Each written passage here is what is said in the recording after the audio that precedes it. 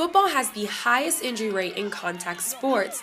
The head impact exposure and other injuries have been widely studied at both the professional and college level, but very little research has been done on the children who also play this sport, even though it's significantly larger in the number of participants. Young boys are getting stronger and faster each season, and with each hit, there's a potential for injury. The first injury was about 4 years ago, and we were playing and he got a real bad hit in the back. I believe somebody hit him right in the spine and just kind of laid him out. He laid down for a while, couldn't move. A player experiences about 6 impacts per game. Now multiply that times the number of games in a season. The average linear acceleration during impacts is 15 Gs. A force of 5 Gs is enough to cause disorientation, dizziness, and fainting in humans. A recent study shows that sports-related injuries account for about a quarter of all pediatric emergency department injury-related visits. Youth tackle football is one of the leading causal activities. They called the ambulance came and picked him up. We went to the hospital. They ended up having to cut his jersey off and nothing. He was fine. Every year, more and more parents are signing up their 5 to 12-year-olds for tackle football. A study by Goldhaber showed that less than 1% of parents were aware of the serious injuries that could occur while playing this sport.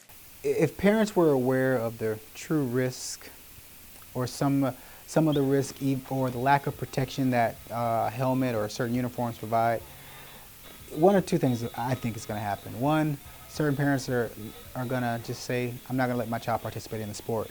Or two, they may actually take their kids in to seek treatment sooner or than later, but ultimately the susceptibility to the injury doesn't change when it comes to football. The injury rate for youth tackle football is 8.1 per 1,000 players. More than 3 million kids in the United States participate in the game. Most injuries are minor, such as strains and sprains. When we look at the development of the musculoskeletal system, okay, we're talking about kids that are growing, especially when they start hitting the age of puberty. To subject them to frequent forces or collisions with each other, and as they get older, they become faster in those collisions, and the force is going to be magnified.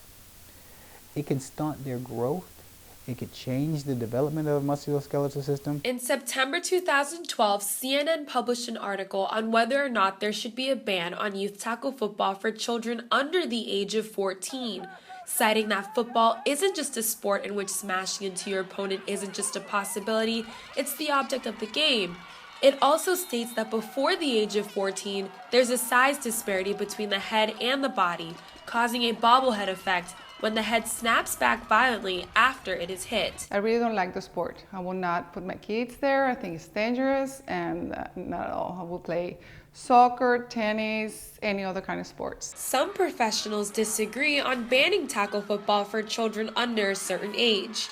If you teach kids how to play football early, if these are kids going to play for the rest of their life, they're learning certain techniques and skills that are going to not just make them a better football player, but also probably going to prevent a lot of injuries. Football injuries are really high in football right now. You know, that's why we try to teach them the proper way to tackle, not with their head, with their shoulder pass. Many coaches agree that starting these boys as young as 5 is better for the development of skills and other fundamentals related to the game. Now there's so much competition. If you don't start them early enough, they start later when they're 11, they're 4 or 5 years behind a lot of the kids already. Proper tackling techniques taught by coaches are shown to reduce and prevent certain injuries. The runner comes, he's going to come and go across the body, putting his shoulder into the body. With his legs like this, he's going to, once he makes the tackle, he's going to wrap his arms. He's going to come up and lift and bring his hips up. He's going to come like this and bring his hips up, hip up, and take them backwards.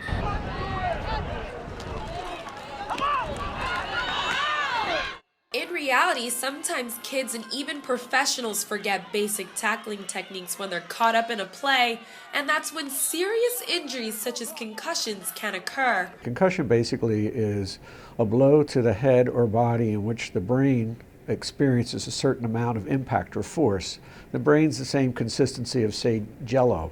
And if the body or the head gets impacted, it causes the brain tissues to kind of compress and elongate through the process of centrifugal force.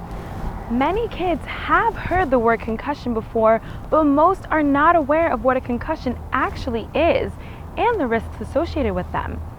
A concussion is like when you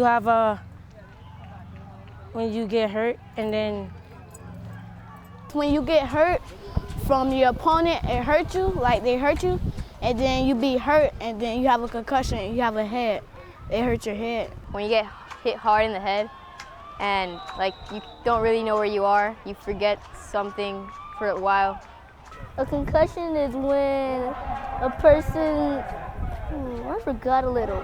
It wasn't until recently that concussion awareness and education among children, parents, and coaches became a top priority in the league. The league has mandated that we take the NAES concussion class that is given online, and a certificate is presented, once we finish the course, and it's become a very important issue in youth sports. A concussion is different than an injury to your knee or your shoulder. It's like it's an injury, a check potentially affecting your future. I mean, these kids, you want them to have a normal brain so they can perform academically and go on the rest of their life. And what a score is in a youth football game is immaterial 20 years from now. But their brain is very important. The American Academy of Pediatrics doesn't just call football a contact sport, but a collision sport. In a published study, it stated that the majority of high-level impacts occurred during practice. For one parent, this is when something went wrong. They were doing practicing blocking, and they hit each other really hard, and he got home and he was very dizzy. We took him to the urgent care, they checked him out, they did the routine tests, and they said that he had a mild concussion at that point. The United States Center for Disease Control and Prevention estimates that annually there are approximately more than 22,000 football-related, non-fatal traumatic brain injuries resulting in emergency department visits. Concussion symptoms to look for in a child include identifying whether he appears dazed or stunned, is confused about events, answers questions slowly, repeats questions, can't recall events prior to or after the hit, and loss of consciousness, even if it is brief. Once we've realized the player has been concussed, he is removed from the game, and his parents are instructed to take him to a physician. And upon the physician's release, that's when he's allowed to come back to play.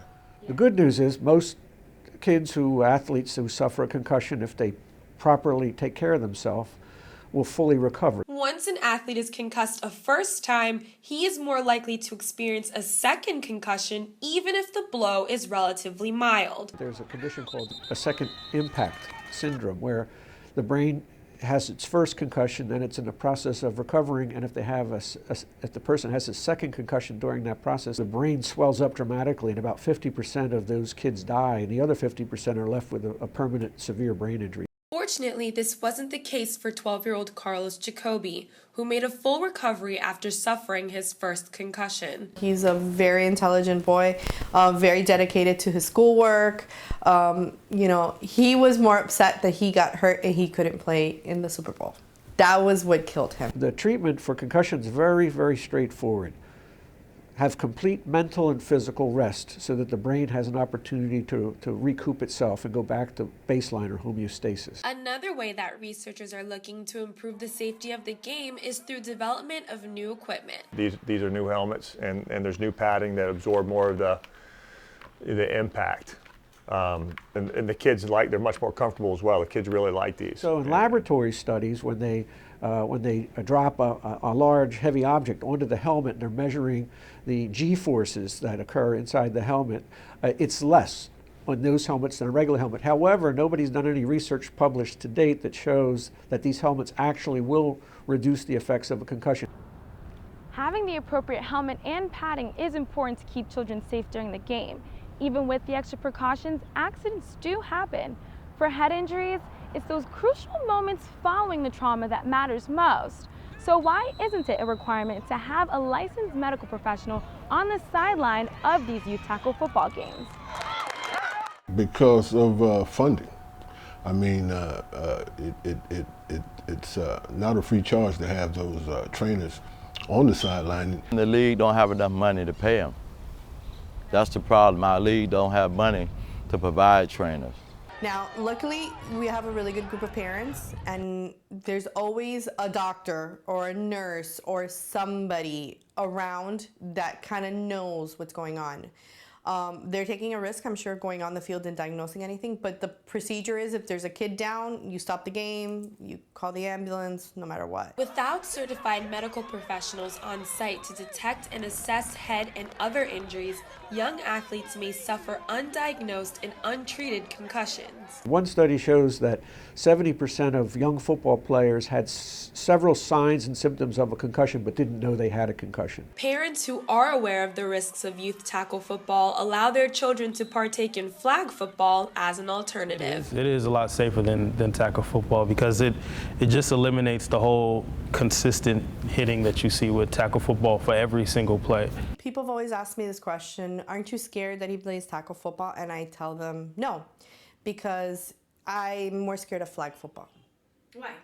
Because they don't have any equipment to protect themselves. And even though they're not supposed to hit each other, I've seen them run into each other, I've seen them hit each other, and I've seen kids bleeding that they have a slit. You know, I've seen more injuries in flag than tackle. Flag football is a reasonable alternative for kids that shy away from playing tackle. You know, I feel as a coach you have to be a special brand of kid to play tackle football. Despite the risks, some kids still prefer the full-on contact and everything else that comes with tackle football. What's your favorite part about football? Scoring touchdowns or making big hits. It's a team sport and you get to be with your friends and you get to have fun in a competitive way. Besides the competitive nature, there is a mental toughness associated with tackle football. Mentally tough it's kind of give and take. You know, some kids are mentally tough, some kids aren't. Football is a physical sport. Okay, there's going to be bumps and bruises. There's minor injuries and there's major injuries. If a kid sprains his ankle or breaks a bone, then naturally he can't continue. If he just has a thigh bruise or any type of contusion that's minor, and he might be continuing to play, but I feel really up to that player if he can tolerate the pain or not. They are coached early on to be aggressive, and the more aggressive you are, the more you're going to get playing time, and the more people are going to notice you, and then perhaps you can fulfill your dream. But for a lot of these kids, it's at a tremendous cost. If a kid is really, really hurt, we're going to take him out. In reality, kids are not afraid of getting hurt. They know there are risks, but that doesn't change how they feel about the sport. For many, it's the love of the game or aspirations of playing for their favorite college or professional team. When I grow up, I wanted to play for University of Miami. Stanford. I play for Florida Gators, and for NFL, I like to play for the 49ers. Miami Dolphins. Pittsburgh Steelers. The thing that I love about football personally is it teaches life lessons more so than most sports. Life lessons, discipline, work ethic. I've been doing it for 31 years, and I've seen a lot of kids come and go, but my biggest thing is just to keep these kids off the streets and make them into good, solid men. Whether you're a player, coach, parent, or fan, the impact of the game goes beyond the gridiron. Football is America's sport.